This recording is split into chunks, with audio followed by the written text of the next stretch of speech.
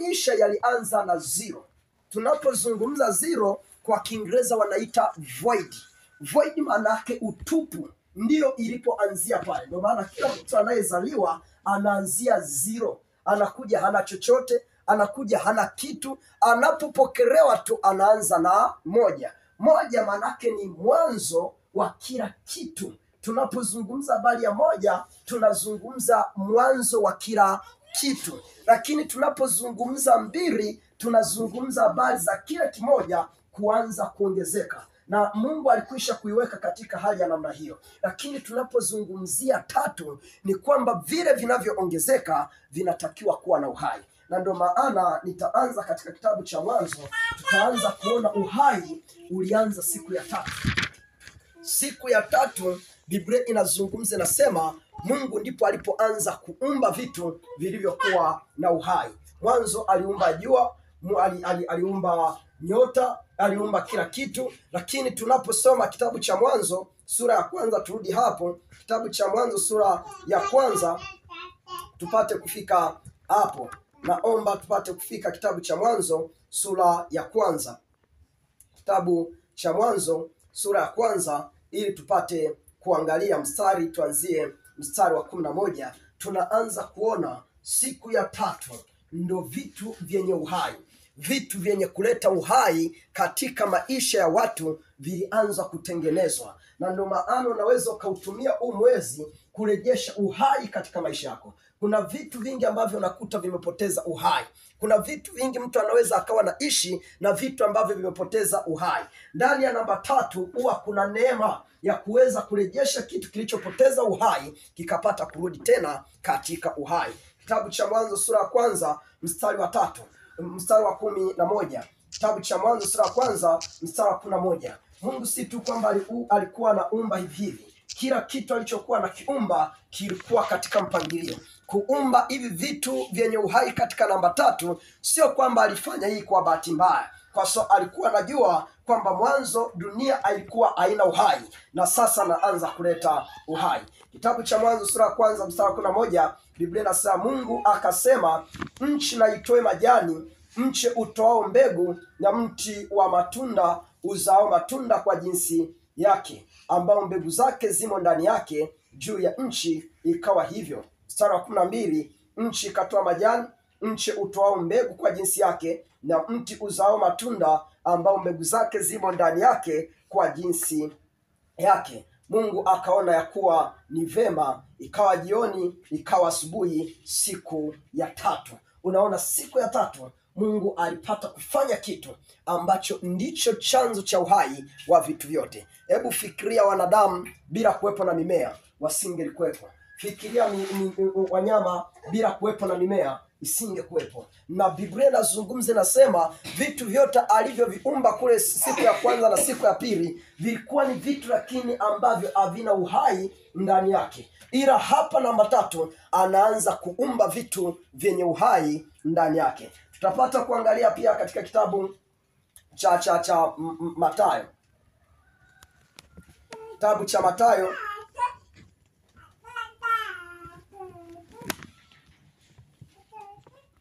kitabu cha Mathayo tutapata kuangalia sura 12 mstari wa 40. Kitabu cha Mathayo sura 12 mstari wa 40. Unaona Biblia inazungumza, inasema Yona alipata kumezwa siku tatu. Kwa nini asingepelekwa siku 6? Lakini siku ya tatu Biblia inazungumza, inasema alirejea tena katika uhai. Hivyo hivyo ilipokuja kwa Yesu, alimezwa na dunia au alikufa kwa siku tatu, alikuwa katika tumbo la dunia. Ndani ya siku ya tatu Biblia inasema alipata kurejea tena katika uhai. Maana yake ndani ya namba tatu watu walipata habari njema. Ndani ya namba tatu mambo yalibadilika. Ndani ya namba tatu kuna vitu vilikuwa vimekufa kabisa. Kuna watu walikuwa wamepoteza matumaini. Hebu jaribu kujiweka katika nafasi wa kina Petro. Wakina Petro mwanzo walikuwa wanashangilia, wanasema wana mwalimu, wanasema wana nabii, wanasema wana Mungu pamoja nao. Lakini ndani ya siku kadhaa matumaini yalipotea. kila kitu kilionekana kusizi kabisa. Hakuna aliyetaka kuzungumzia tena habari za Yesu, habari za nini. Petro amekata tamaa, lakini ndani ya namba 3 wanasikia, wanapokea tena habari njema. Watu wa Ninawi hivyo hivyo walitakiwa waangamie, lakini baada ya siku 3 akaja mtu aliyebeba habari njema. Ndani ya namba 3 iwe habari njema katika maisha yako, in Jesus name. Amen. Iwepo habari njema katika maisha yako kwa jina la Yesu. Amen. Kitabu cha Mathayo sura ya 12 mstari wa 40. Biblia inazungumzaje? Inasema, kwani kama vile Yona alivyokuwa siku 3 mchana na usiku katika tumbo la nyangumi, vivyo ndivyo Mwana wa Adamu atakavyokuwa siku 3 mchana na usiku katika moyo wa nchi. Maana yake Yesu alikuwa anazungumza kwamba vitu vinaweza vikakumeza, vitu vinaweza vikakupoteza, lakini ukitambua ndani ya namba 3, ukaitumia neema ndani ya namba 3, unaweza ukarejea mahali pako tena, in Jesus name. Afya yako iliyomezwa ndani ya mwezi wa 3 ikarejee upya katika jina la Yesu. Amen. Uzima wako uliomezwa ndani ya mwezi wa 3 ukarejee, in Jesus name. Amen. Namba 3 imebeba kitu cha tofauti. Tutaangalia katika kitabu cha Esther. Esther tunaanza kuona, mimi ninachojaribu kukuonyesha ni ili upate kuona namba 3 ilivyo na nguvu.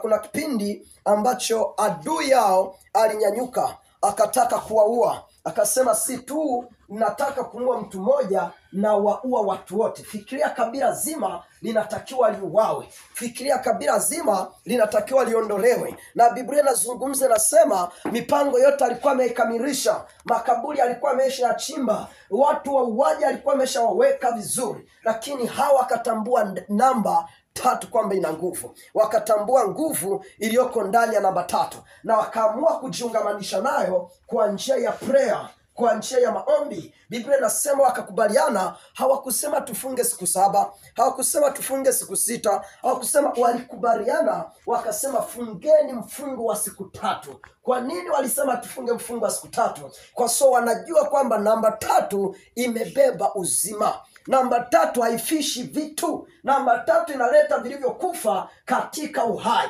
Kila kilichokufa kwenye maisha yako kirejee katika uhai, in Jesus name. Amen. Tuangalie kitabu cha Esther. Kitabu cha Esther tupate kufika hapa.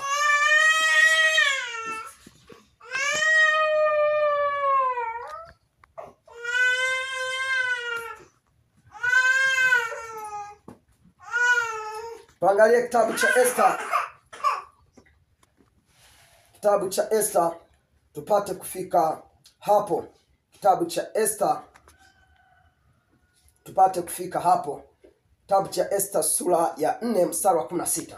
Unaona Esther alikuwa anaogopa. Biblia inazungumza, inasema habari mbaya zimekwisha kuenea.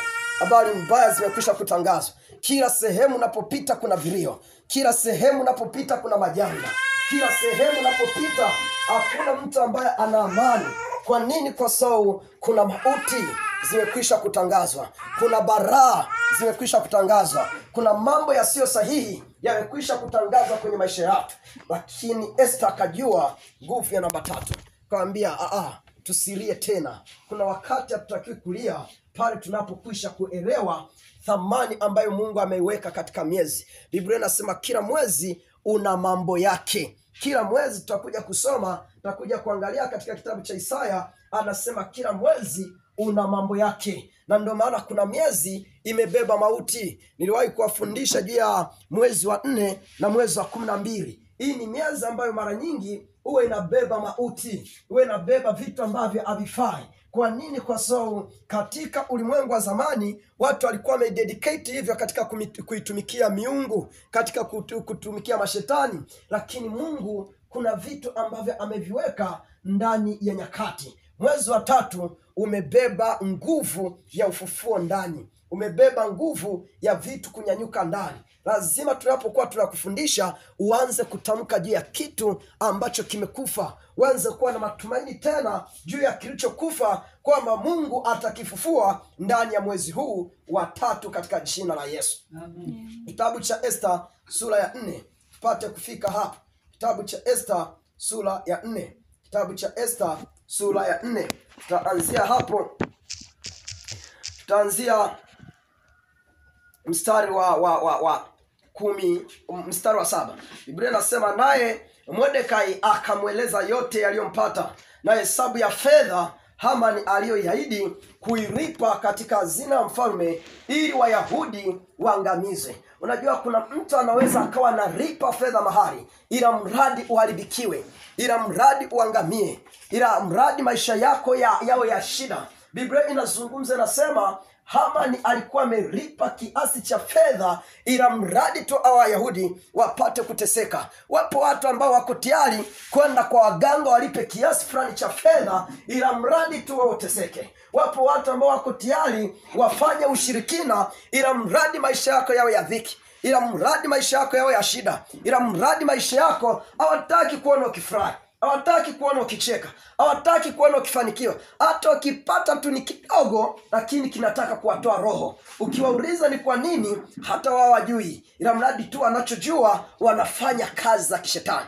Unisikilize kwa makini. Kama ambavyo unaona tunasimama kukufundisha leo nguvu iliyoko ndani ya mwezi wa 3, na tunavyosimama kwamba upate kuomba ili vitu vyako vipate kufufuka, vitu vyako vipate kuwa hai. Kuna watu wengine upande mwingine, kuna watu wengine upande wa giza, na wao wako katika madhabahu fulani za giza. Wanatamani tu wafanye kitu ila mradi uendelee kudidimia, ila mradi uendelee kuwa chini, ila mradi maisha yako yaendelee kutabika, ila mradi watoto waendelee yani kuna watu wako kwa ajili ya kutabisha maisha watu wengine. Haijalishi umewakosea. Watu wengi wanaweza akasema kwamba ni lazima nitakuwa nimewakosea, au sina. Mwingine anasema mimi sinaga kisa na mtu, mimi sinaga kinyongo na mtu. Wewe ni kweli hauna kinyongo na mtu, lakini kuna watu wana kinyongo na wewe. Biblia inazungumza, inasema Mordekai yeye hakuwa na kinyongo na Hamani kabisa, lakini Hamani anatafuta kwa gharama zote kuona huyu Mordekai anatundikwa. Biblia inasema akaenda akalipa gharama, akaenda akalipa fedha ili Wayahudi wapate kuuawa. Mstari wa 8 tuendelee hapa. Biblia inazungumza, inasema mstari wa 8, pia akampa nakiri ya andiko la mbiu ya kuangamiza iliyotangazwa Shushani ili amwonyeshe Esta na kumweleza tena amwagize aingie kwa mfalme kumsihi na kuombea watu wake. Unaona, Biblia inasema si tu kwamba Hamani alikuwa amelipa fedha. Nisikiliza kwa makini, kuna vitu vingi vya kiroho ambavyo vinafanyika. Watu wanapotaka kumharibia mtu, watu wanapotaka kumuua mtu, si tu kwamba ile kwenda kwa waganga na kufanya ramuri na kupiga ramuri kwamba ndicho kinachomuua mtu. Kuna vitu ambavyo huwa vinafanyika, kuna mambo ambayo huwa yanafanyika, na ndio maana unatakiwa kuwa makini katika prayer, kuhakikisha unapoomba ujue vitu vya kuombea. Biblia inazungumza, inasema ili waweza kukuua au waweza kukufanyia majanga au waweza akakutoa nini, kuna kafara wanaachilia.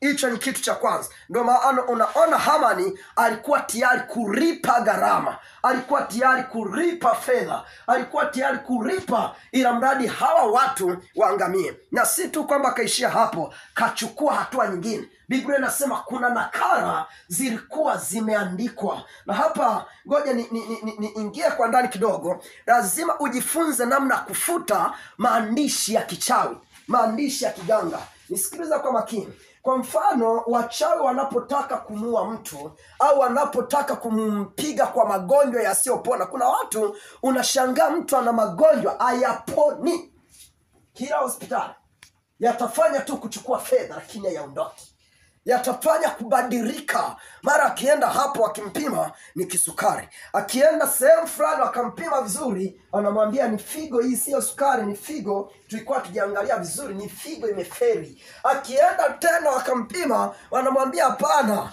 tunaona kana kwamba ukungu kwenye ini, aliyekupima amekupima vibaya. Sasa anaendelea kuhangaika na kitu ambacho ajui ni kitu cha namna gani. Kwa nini? Kwa sababu wachawi wanaweza wakakuandikia hivi vitu, wanaweza wakaandika mambo mabaya. Hebu tuangalia katika kitabu cha Ezekieli nipate kukuonyesha hivi vitu. Pengine unaweza usielewe ukaona kana kwamba tunavyovizungumza ni story. Kwenye ulimwengu wa roho vinawezekana kabisa.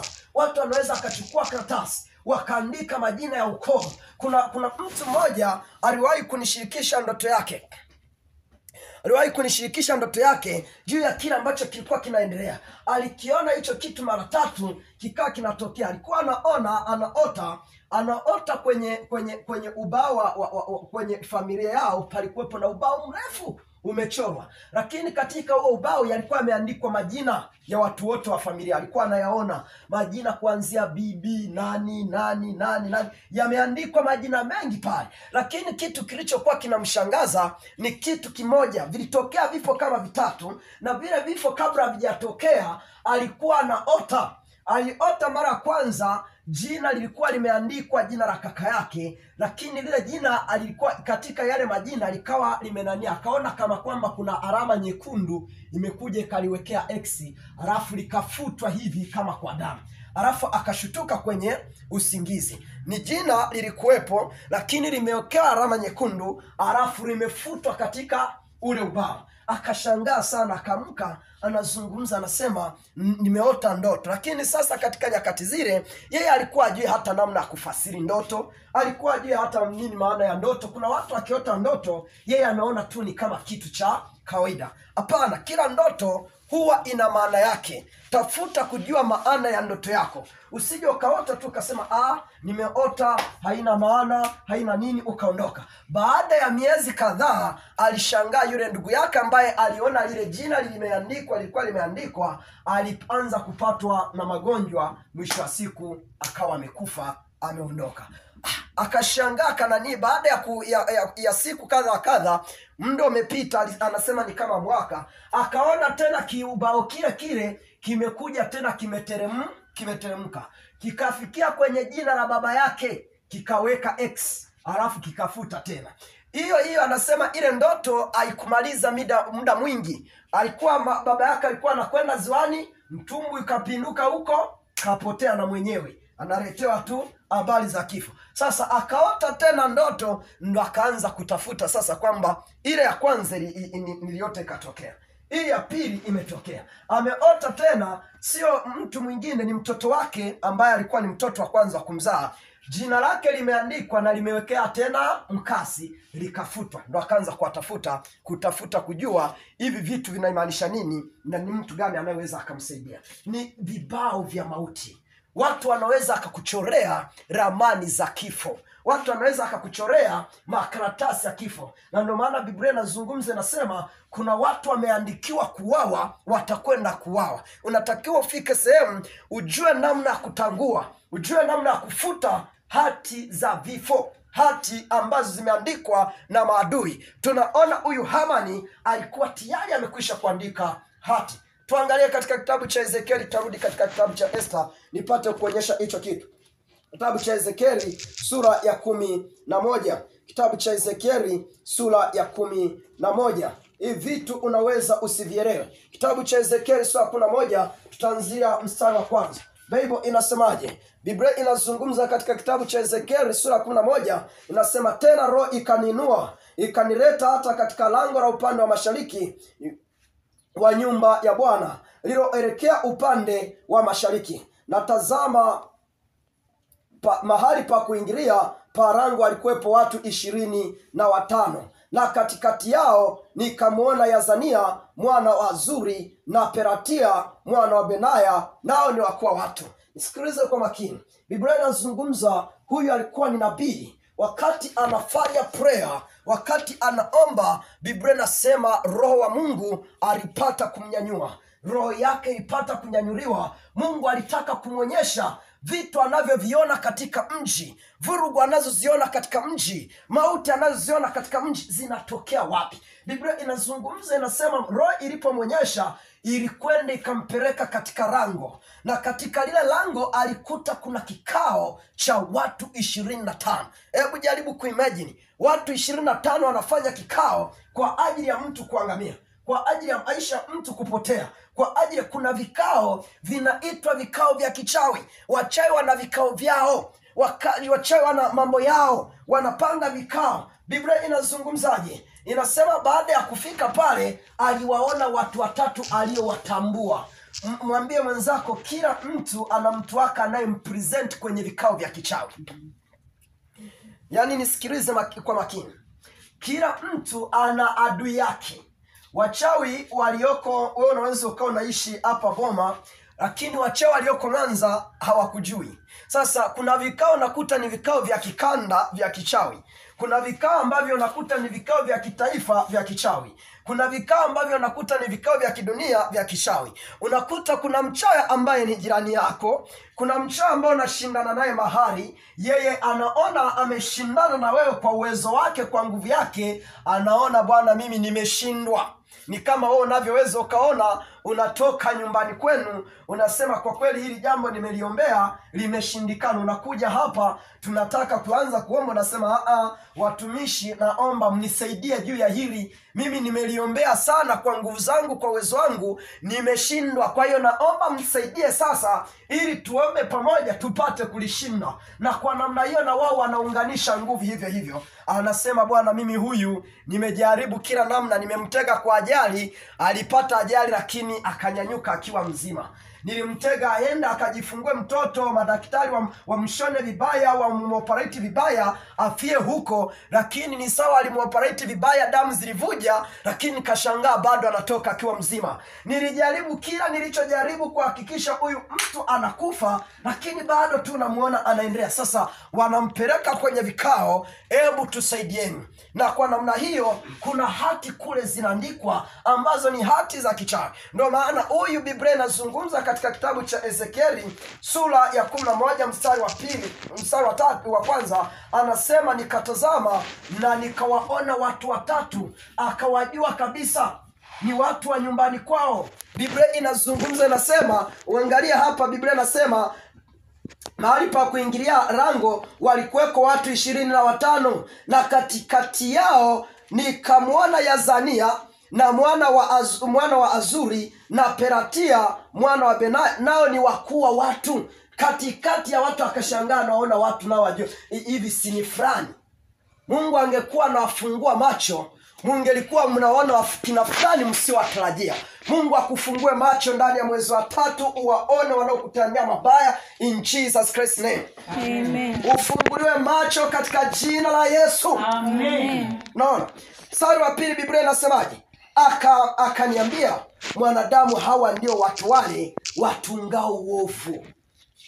Ni kikao cha watu 25, na Mungu anamwambia hiki kikao sio kikao cha mema.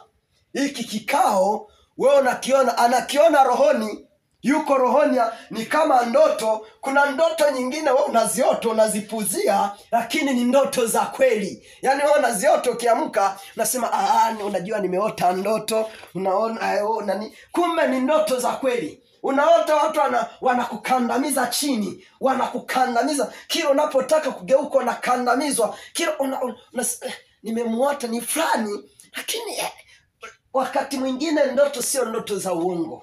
Unaota kitu ambacho kinaendelea katika ulimwengu wa roho. Na ndio maana unapoamka uhitaji kuanza kusimulia, unahitaji kurudi kwenye prayer. Kila kitu walichokuwa nakifanya, kila walichokuwa nakitenda, ninakitangua ubaya wao, dhiki zao, giza lao, nalitangua. Biblia inazungumza, inasema hawa ni watu waliokuwa wakikaa katikati kwa ajili ya kuzungumza vitu vibaya, kwa ajili ya kutenga mambo ambayo sio. Huo ni mstari wa 2. Nataka tupate kuvuka hapo, twende katika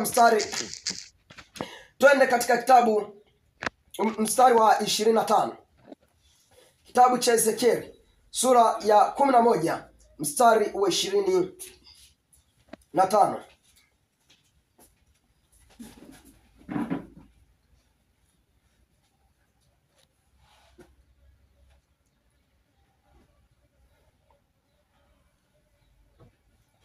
Kitabu cha Ezekieli sura ya 11 mstari wa 25.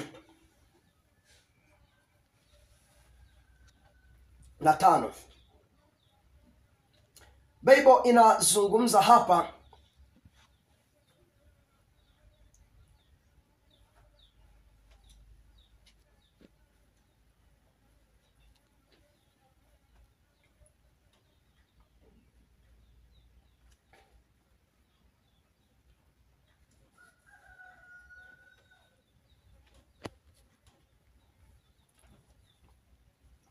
kitabu cha Ezekieli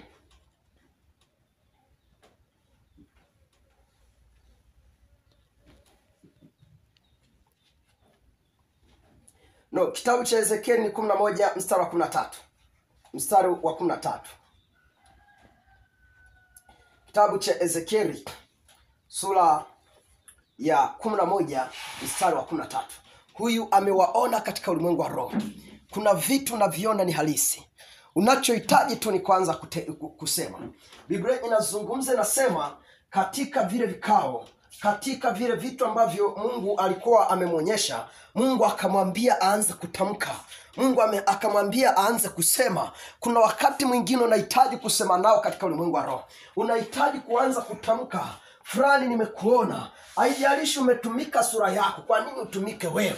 Haijalishi ni umenitokea kwa bahati mbaya. Hiyo aliyekuwa amekuvaa, hiyo roho iliyokuvaa, ninadili nayo. Biblia inazungumza na sasa katika kitabu cha Ezekieli sura ya 11, ukisoma kuanzia mstari wa 13, inasema ikawa nilipotoa unabii, Pelatia mwana wa Benaya akafa. Ndipo nikaanguka kifudifudi, nikalia kwa sauti kuu, nikasema, Bwana Mungu, je, utawakomesha kabisa mabaki ya Israeli? Huyu alikuwa, kumbuka, mwana huyu Pelatia, huyu Benaya alimuona katikati ya wale watu waliokuwa wanatenda mabaya. Aliwaona katikati ya wale watu walikuwa wanatunga maovu. Mungu akamwambia anza kusema nao, anza kudili nao katika ulimwengu wa roho. Biblia inasema alipoanza kutamka, alipoanza usicheze na maombi. Watu wengi mnacheza, mnachezewa, mnateswa, wengine wanakufa hata bila kutarajiwa kufa, kwa sababu bado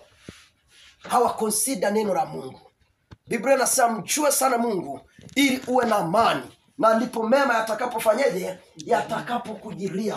Bila kujua, maadui zako wewe unapowachekea, wao watakuzika.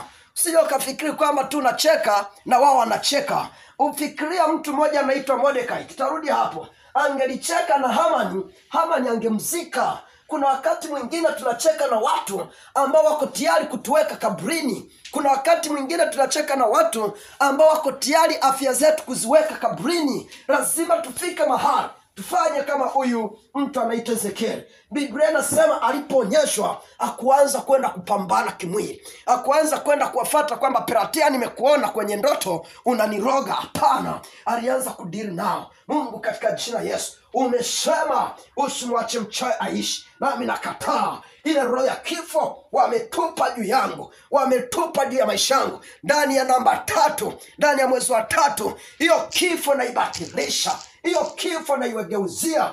Mungu akupe kugeuza yale mabaya waliotamka maadui zako, yakawarejee katika jina la Yesu. Amen. Twende katika kitabu cha Ezekieli, anasemaje? Ikawa nilipotoa unabii, Pelatia mwana wa Benaya akafa. Turudi mstari wa kwanza. Biblia inasemaje? Tena roho ikaninua, ikanileta hata lango la upande wa mashariki wa nyumba ya Bwana, iliyoelekea upande wa mashariki. Na tazama, mahali pa kuingilia pa lango walikuwepo watu 25, na katikati yao nikamwona Yazania mwana wa Zuri na Pelatia mwana wa Benaya. Kuimanisha huyu Pelatia ni mtu aliyekuwa amepeleka jina la Ezekieli katikati ya hivyo vikao. Ni mtu aliyekuwa, ndio maana Biblia inasema alipoanza tu kwenye prayer, ndiye aliyekuwa namba 1 kukata roho, ndiye aliyekuwa namba 1 kuondoka. Wale ambao wamepeleka jina lako katika vikao vya mauti, wawe namba 1 kuondoka katika jina la Yesu. Amen. Mungu akupe ushindi katika jina la Yesu. Amen. Turudi katika kitabu cha Esther. Haleluya. Amen. Mnapenda au niishi hapo? Mnapenda au mnakwazika? Turudi katika kitabu cha Esther. Turudi katika kitabu cha Esther. Biblia inasema Esther sura 4. Tuendelee hapo mstari wa 7. Biblia inasema Mordekai akaenda akampelekea ujumbe Esther, kamwambia, haya ndiyo yule Hamani mwagaji, ndiyo yule Hamani amekusudia. Hajakusudia mema, amekusudia kutuzika. Na hizi ndizo hati tayari ameshaandika. Hajaandika kwa ajili ya mtu mmoja, ameandika kwa ajili ya kabila zima. Amekwisha kulipa na gharama. Watu wasiokupenda wanalipa gharama. Mstari unaofuata, mstari wa 9, Biblia inasema basi Hathaki akaja akamwambia Esther maneno ya Mordekai. Mstari wa 10, ndipo Esther akasema na Hathaki, akamtuma tena kwa Mordekai kusema, watumwa wote wa mfalme wanajua sana, hata watu wa majimbo ya mfalme, kwamba mtu yeyote akiwa mwanaume au mwanamke atakaye mfalme katika ua wa ndani, wala hakuitwa kuna sheria moja kwake, ni kwamba auawe, isipokuwa yeye ambaye mfalme atamnyoshia fimbo ya dhahabu ili aishi. Wala mimi sikuitwa niingie kwa mfalme yapata siku 30. Mstari wa 12, basi wakamwambia Mordekai maneno ya Esther. Mstari wa 13, naye Mordekai akawaagiza wampelekee Esther jibu kusema, wewe usijizanie kuwa wewe utaokoka nyumbani mwa mfalme zaidi ya Wayahudi wote. Mstari wa 14, kwa maana wewe ukinyamaza kabisa wakati huu, ndipo kutakapowatokea Wayahudi msaada na wokovu kwa njia nyingine, ila wewe utangamia pamoja na mlango wote wa baba yako. Walakini nani aujuaye kama wewe ukujia ufalme kwa ajili ya wakati kama huo? Kuna wakati Biblia inasema Esther alikuwa tayari kunyamaza. Kuna wakati unaona vitu vinaharibika na wewe unanyamaza tu. Unasema labda Mungu atafanya. Unajua labda Mungu tu yataisha. Mambo hayaishi yenyewe. Lazima awepo mtu wa kuyafanya mambo yaishe. Lazima awepo mtu wa kukomesha baadhi ya vitu. Vitu haviondoki vyenyewe. Mwambie mwenzako mambo hayaishi yenyewe. Mwambie tena mambo hayaishi yenyewe. Naweza ukaa katika familia ambayo unaona labda kuna laana. Laana inatoka kizazi tu na kwenda kizazi.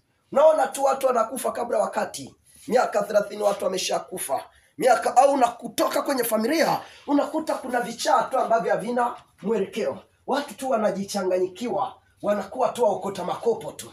Wanakuwa tu waokota makopo. Unasema labda Mungu akipenda tu itaisha yenyewe. Haiwezi kaisha mpaka atokee mtu atakayeweza kusimama aseme hapana, nina Mungu. Hii kitu hakiwezi kaendelea. Yuko Mungu ndani yangu. Hii hali haiwezi kaendelea katika maisha yangu. Hii hali haiwezi kaendelea kudumu. Haiwezi kaendelea kuzidi. Tuangalie katika kitabu cha Waamuzi. Tutarudi hapo katika kitabu cha Esther. Lazima awepo mtu atakayesimama. Na wewe ni mtu uliyechaguliwa na Mungu kupata kusimama kwa ajili ya familia yako.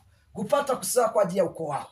Kupata kusimama katika hilo boma ambalo umeolewa, ambalo umeoa, ili kuhakikisha Mungu anapata kutawala. Mungu anapata kusimama. Zile nguvu za giza zipate kukaa chini. Mungu anatafuta mtu atakayeweza kuinuka, atakayeweza kusimama, atakayeweza kusema niko hapa kwa ajili ya kuhakikisha kila ambacho kiko kinyume na mapenzi ya Mungu, kiko kinyume na kusudi la Mungu, kipate kuharibiwa somewhere. Turudi katika kitabu cha Waamuzi upate kuona hapo. Kitabu cha Waamuzi tupate kufika hapo.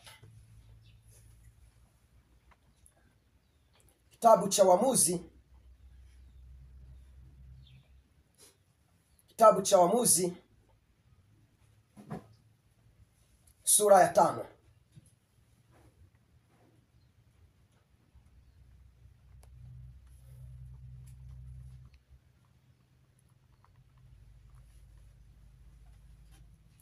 Kitabu cha Waamuzi sura ya 5 mstari wa 7.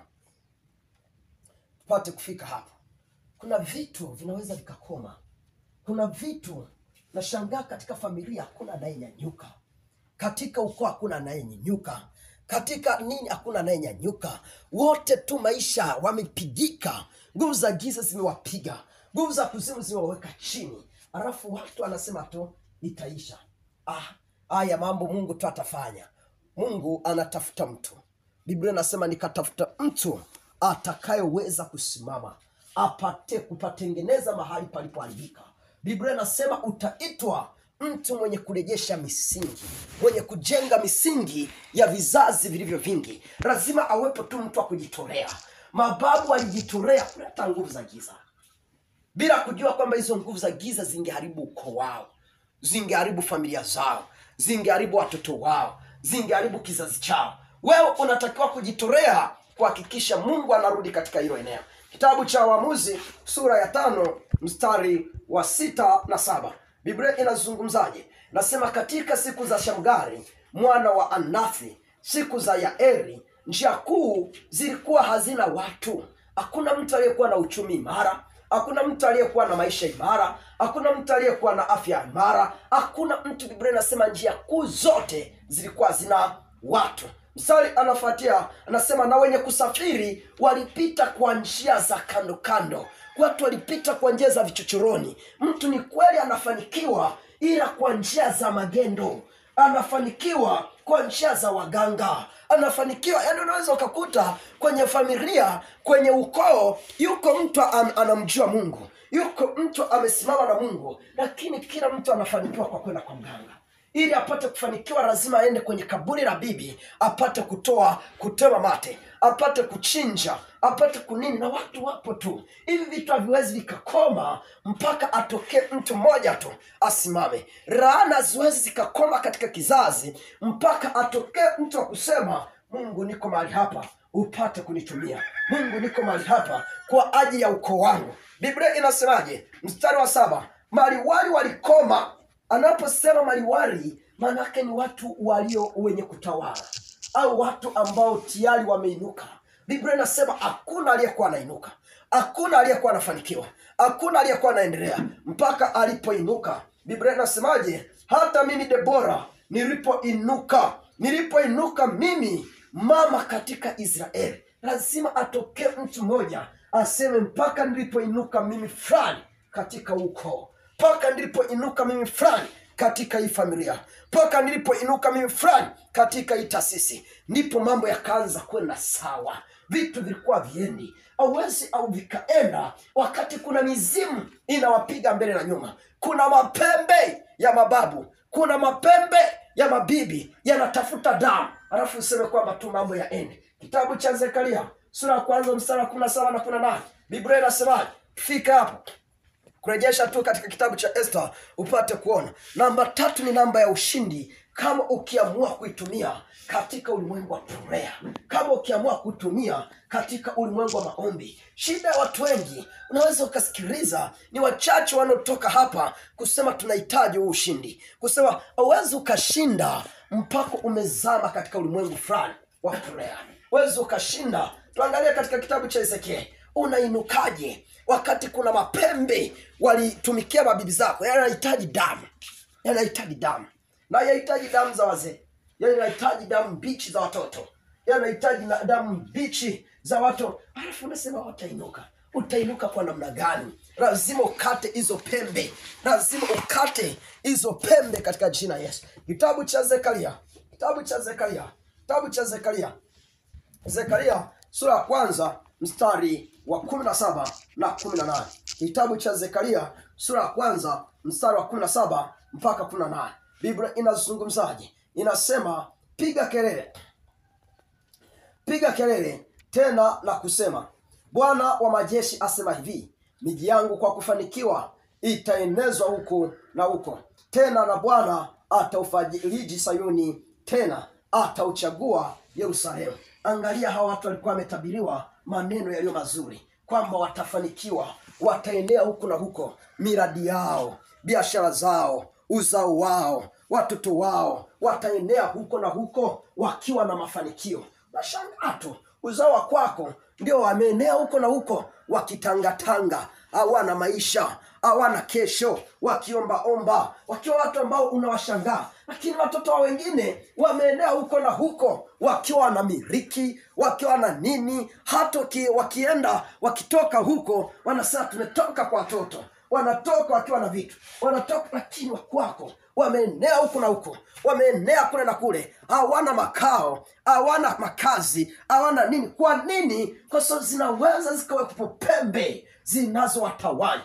Biblia inazungumza, nasema huu unabii ulikuwa umetolewa, lakini nini kilitokea? Mstari wa 18 anasema, nami nikainua macho yangu nikaona, natazama pembe 4. Wakati watoto wametabiriwa mema, wakati watoto Mungu anataka kuwafanikisha, huyu mjamaa anasema alipoinua macho katika ulimwengu wa roho akakutana na mapembe.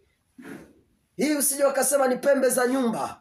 Hizi zilikuwa ni kama mapembe ya nyati, mapembe ya ng'ombe. Mapembe unaliona limesimama hivi, linasimamia ukucha.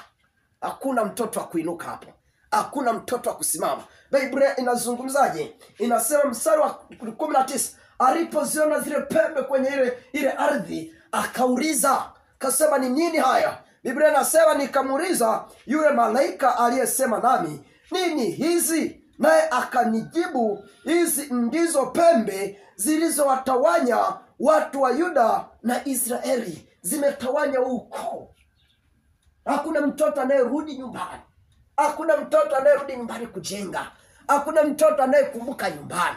Hakuna mtoto anayefanikiwa. Endelea ukisoma mstari wa 21, anazungumza anasema, ndipo nikauliza hawa anakuja kufanya nini? Akasema kwamba hizi ndizo pembe zilizowatawanya watu wa Yuda, hata ikawa hakuna mtu aliyeinua kichwa chake.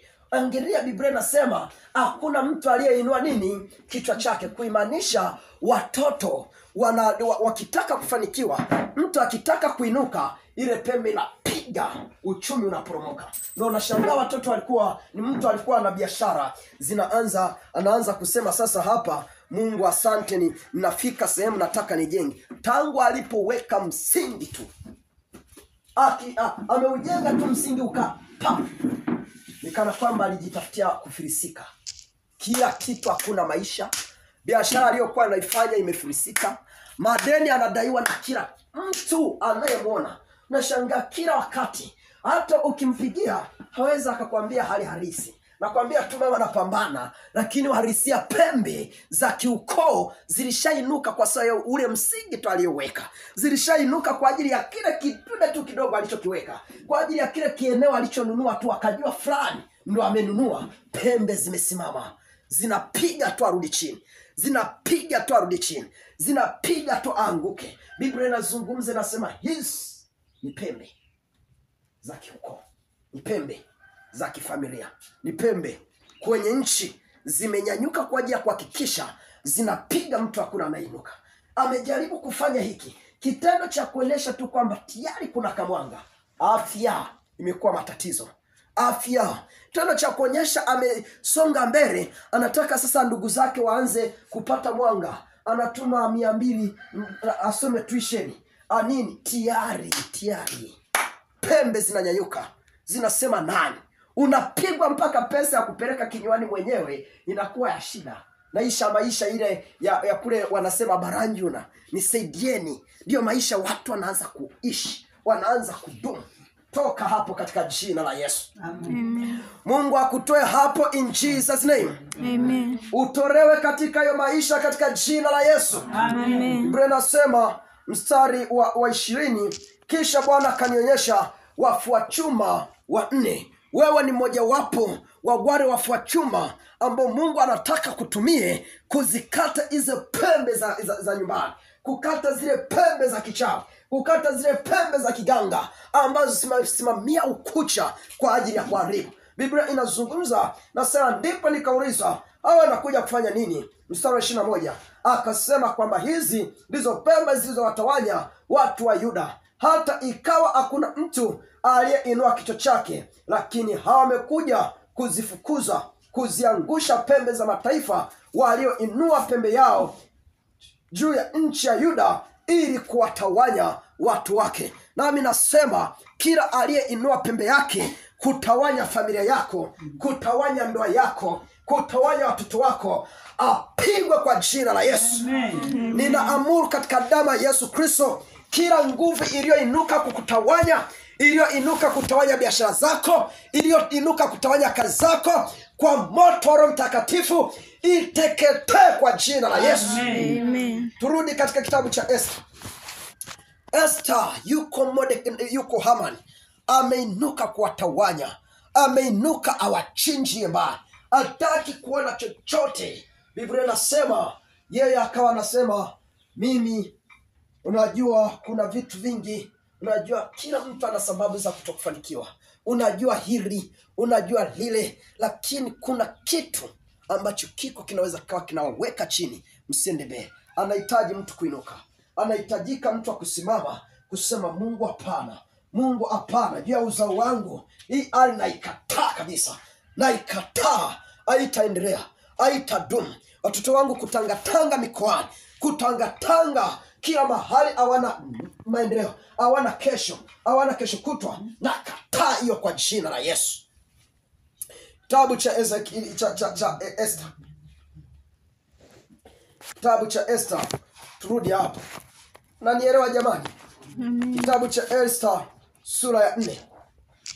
Kitabu cha Esther sura ya 4. Turudi hapo.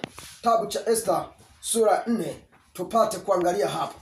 Biblia inasema Mordekai akatuma ujumbe kwa Esther, kamwambia usijizanie sana kama wewe ndo uko salama. Watu wengine wanaangamia, wewe tu unaonekana kana kwamba kuna hatua na kapiga.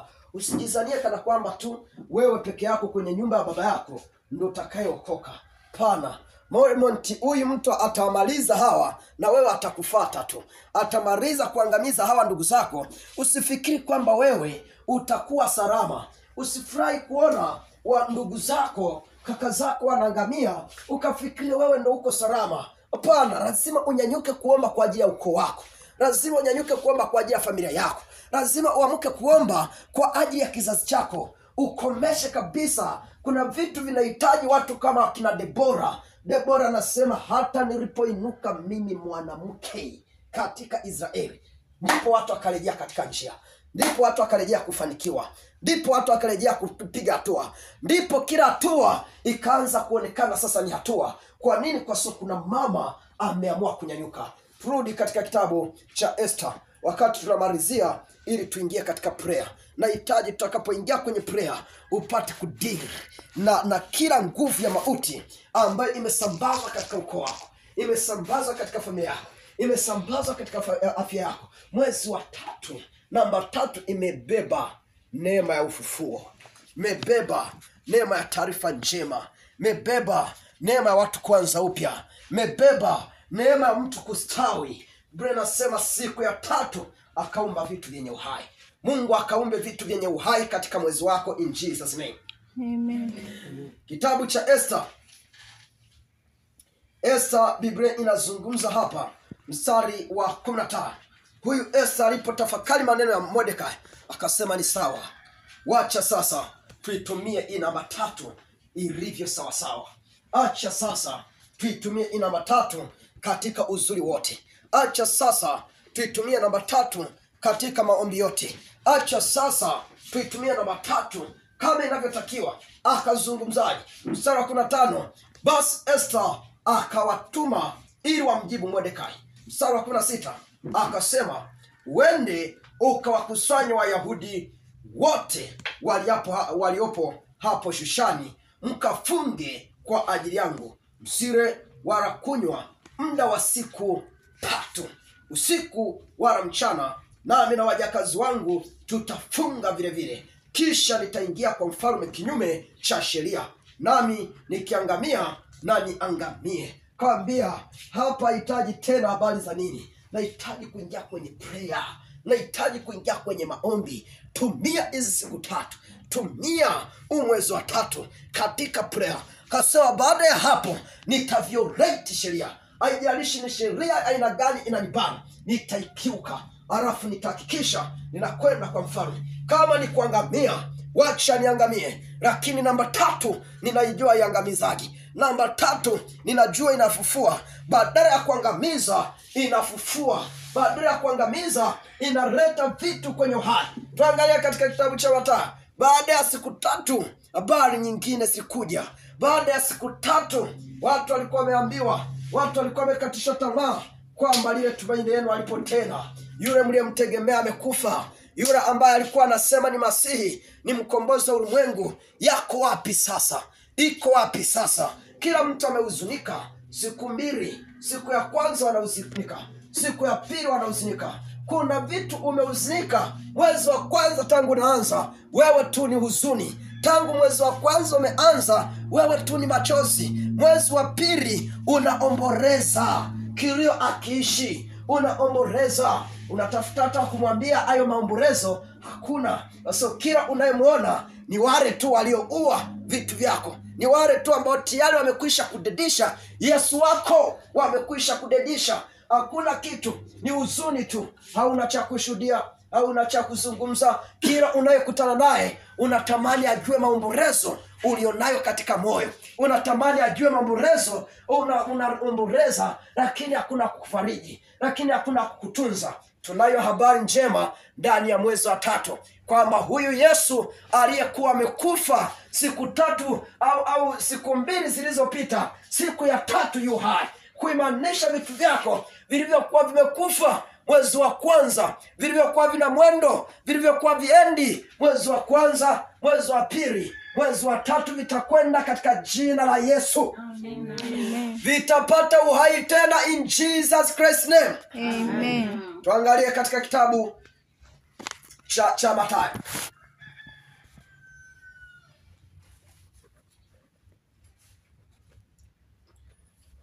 Kitabu cha Mathayo.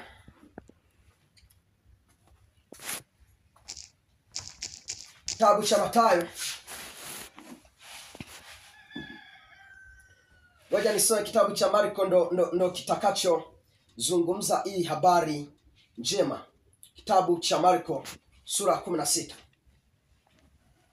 Kitabu cha Marko sura ya 16. Kitabu cha Marko sura ya 16. Kitabu cha Marko sura ya 16. Tutaanzia mstari wa 9. Biblia inazungumza, inasemaje? Mstari wa 9 mpaka 11.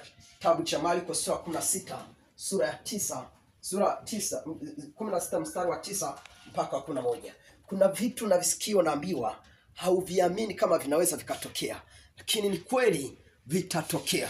Na hawa walipoambiwa kwamba Yesu tena sio yule aliyekufa, Yesu tena sio yule ambaye mlimzika, Yesu tena sio yule wa kuombolezea, ni wa kuanza kushangilia, hawakuamini. Napokuambia kwamba zile biashara zimededi, sio tena za kuendelea kuombolezea, ni za kuanza kushangilia na kumtukuza Mungu, kuna watu hawaamini. Napokuambia kwamba familia yako sio tena ile ya kukuliza tena na kukutia majonzi, ni ya kuanza kushangilia kwamba Mungu anakwenda kuleta uhuisho, kuna watu wanaona inawezekanaje? Hawakujua inawezekanaje. Biblia inasema yasiyowezekana kwa binadamu, kwa Mungu yanawezekana. Wewe swala lako ni kuacha woga.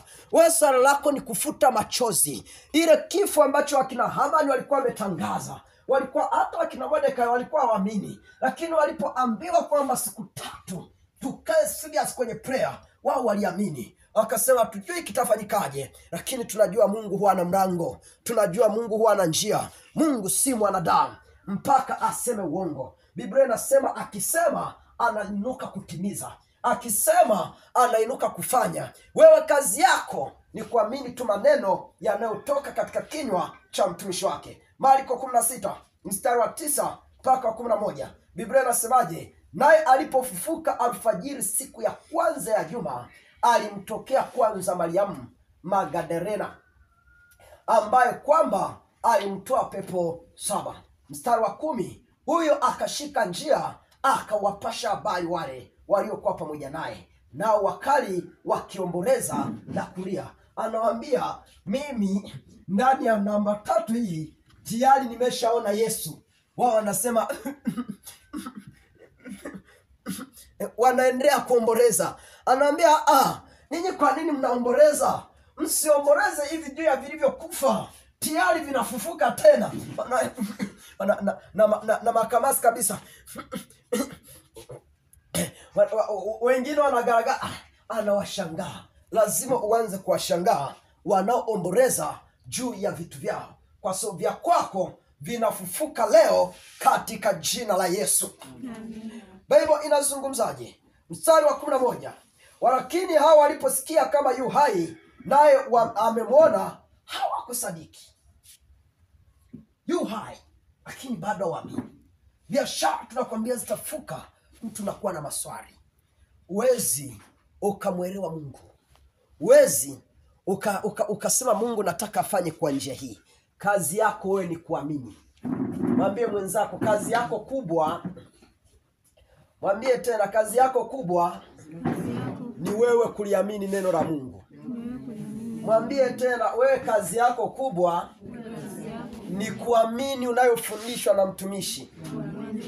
Kuamini unayoelezwa hapa madhabahuni. Hiyo ndiyo kazi yako kubwa. Mungu atafanya kwa namna gani sio kazi yako. Kazi ya hawa wakina Petro walikuwa wanajiuliza, lile jiwe lililowekwa likabandikwa mhuri, liliwekwa na masoja kabisa, watu karibia 10,000 wanabiringisha jiwe kuweka kwenye kaburi la Yesu. Na si tu kwamba wameweka, wakakubaliana kwamba bwana hawa watu, yule wao walimuita mjanja, akasema tulisikia alipokuwa haya, akasema ndani ya siku 3 atafanyeje? Atafufuka. Wekeni walinzi walinde salama. Unaweza ukawa katika ulimwengu wako wa roho, si tu kwamba wamekufunga, wanajua na kwenda kwenye maombi, wakaamua kuyaweka mapepo yahakikisha anakulinda usije ukafunguliwa. Nashangaa kila wakati ukienda kwenye ibada za maombi na maombezi, unaenda tu una uzito. Ukifika kwenye eneo la maombi unashangaa kama unaachiriwa. Ukitoka tu wakati unarejea nyumbani, ukifika nyumbani unashangaa ile hali iliyokuwa imekuachia wakati ukiwa kanisani haipo, inakurejea tena. Kumbe wamekwisha kukuwekea na walinzi wa kipepo. Ukiwa kanisani, wale walinzi wanajua umeingia kanisani, wanakaa mlangoni, wanakaa njiani. Ukianza hatua za kwenda nyumbani, wanakusubiri ufike nyumbani. Wakishafika nyumbani, watasababisha jambo, aidha mtu akukwaze ukasiriki. Ukishakasirika, yale mapepo yanakurejea tena. Aidha mtu unashangaa kitu kilikuwa kiko vizuri, unashangaa yani inatokea hasira, inatokea hili, lakini hali hiyo inakurejea tena. Unajiuliza, mbona kanisani nilipokuwa kana kwamba niliachiliwa, kana kwamba ile hali sikuisikia tena, lakini hiki kimerudije? Wamekuwekea walinzi wa kipepo. Biblia inazungumza, inasema kwenye kaburi la Yesu walisema yule ni mjanja, tunamjua. Alizungumza ndani ya siku 3 ataweza kufufuka tena. Wekeni walinzi. Wakaweka walinzi. Wakina Petro bado kwenye akili zao kuna walinzi wale, kwamba wale walinzi, huyu Magdalena anatuambia Yesu amefufuka. Wale walinzi je, amewatokaje wale walinzi? Lakini ndani ya vichwa vyao kuna jiwe kwenye wanatuambia Yesu amefufuka. Lile jiwe kubwa ambalo hakuna mtu wa kulisukuma, limesukumwa na wanajeshi waliofundishwa 1000 ndio wamelisukuma akaliweka. Sasa Yesu ameweza kulitoatoaje? Huyu Magdalena aache uongo. Huyu Magdalena anatuambia labda habari za nyingine. Swala lako ni kuamini. Uwezi ukashindana na Mungu, wala uwezi ukajua namna Mungu anavyofanya kazi. Nimalizie na kitabu cha Mhubiri. Malizie na kitabu cha Mhubiri.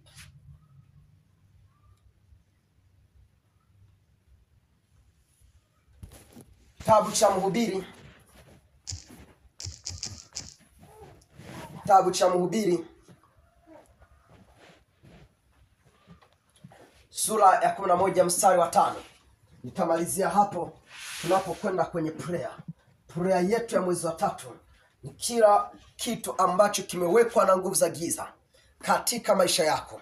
Kila kifo kilichokuwa kimeplaniwa na nguvu za giza, mauti ya aina yoyote iliyokuwa imeandaliwa na nguvu za giza, vitu vyako vilivyofungwa kiuchawi kwamba visiinuke tena, tunavitangazia kufunguliwa na uhai. Neema ya kila kitu kuanza upya ikaje juu yako katika jina la Yesu. Amen.